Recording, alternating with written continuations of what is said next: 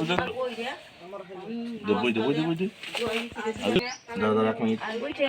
তাহলে একটা এটা মনে করি আমরা একটা বাস, ঠিক আছে, এটা আমরা একটা মনে করলাম এটা একটা বাস, ঠিক আছে। বাসের প্রথমে কত অংশ বললো? প্রথমে 1/3 অংশ কিরম করবে? 3 অংশ করবে হচ্ছে লাল রং, তাই কি না? হ্যাঁ, এবার ধরো আমরা মনে করলাম এইটুকু অংশ কত বললো? 1/5 অংশ কি রং করবে? সবুজ রং। আর এইটুকু জায়গা এটুকু দৈর্ঘ্য আমাকে দিয়ে দিয়েছে, সেটা হচ্ছে 14 মিটার। 14 মিটার কি রং করবে? সেটা হচ্ছে হলুদ রং করবে। এইটুকু আমার অঙ্কের গল্প, ব্যাস। এবার আমরা কি করব?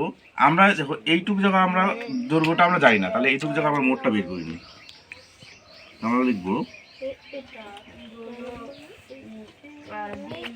লাল ও সবুজ রং করা হয়েছে, সবুজ রং করা হয়েছে 1/3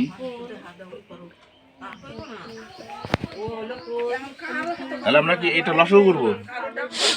লসাগুটা আমরা 3/5 এটা লসাগু তো যাবে না, তাহলে আমরা কি করবো? সরাসরি গুণ করে দেবো 3/5 6 3 5 15। তাহলে আমরা লসাগু পেলাম হচ্ছে আমরা 15। তাহলে আমাদের নিয়ম হচ্ছে এই পার দিয়ে হচ্ছে আমাদের এটাকে ভাগ করতে হবে, ভাগ করে যা পাবো সেটা উপরে লিখতে হবে। তাহলে 3 দিয়ে 15কে ভাগ করলে 3 5 15, 5 1 5, 5 ভাগ করলে 3, তাহলে 3 দিয়ে 3 1 3, তাহলে 5 আর 3 যোগ করলে হচ্ছে কত হয়? 8, 8/15। তাহলে দেখো আমাদের এইটুকু দৈর্ঘ্য আমরা কত পেলাম? 8/15 কি হলো? এটা আমার অংশ, কিন্তু এটা আমার কোনো মিটার টিটার পাইনি কিন্তু। হ্যাঁ, এটা অংশ লিখতে হবে। তাহলে এবার এইটুকু যে পেয়ে গেছি, তাহলে বাকি অংশ জানি, তাহলে টোটাল মোট অংশ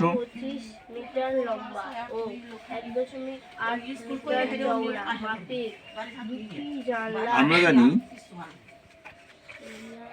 মোট অংশ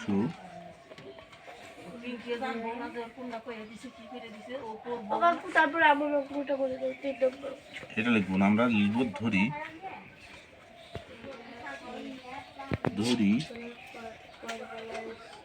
মোট অংশ 1 অংশ। তাহলে এই 1 অংশ থেকে আমরা এটা বাদ দিয়ে দিই, তাহলে বাকি অংশ পেয়ে যাবো, তাই কি না? তাহলে 1 অংশ, তাহলে বাকি অংশ আমরা কত পাবো?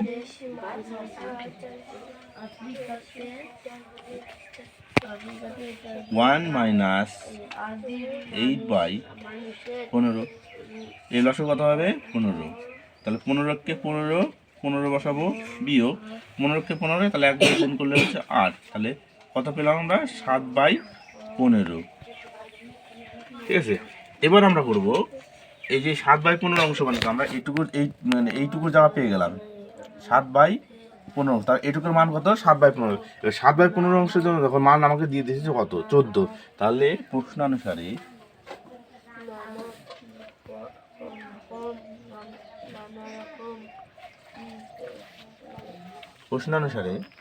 তাহলে 7/15 ইকুয়াল টু হচ্ছে 14 অংশ।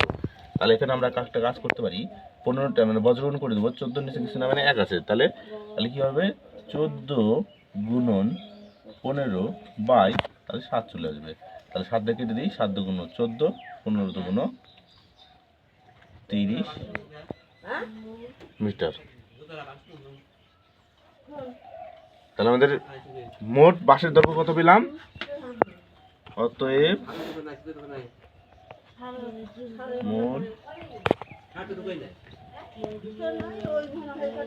মোট বাঁশের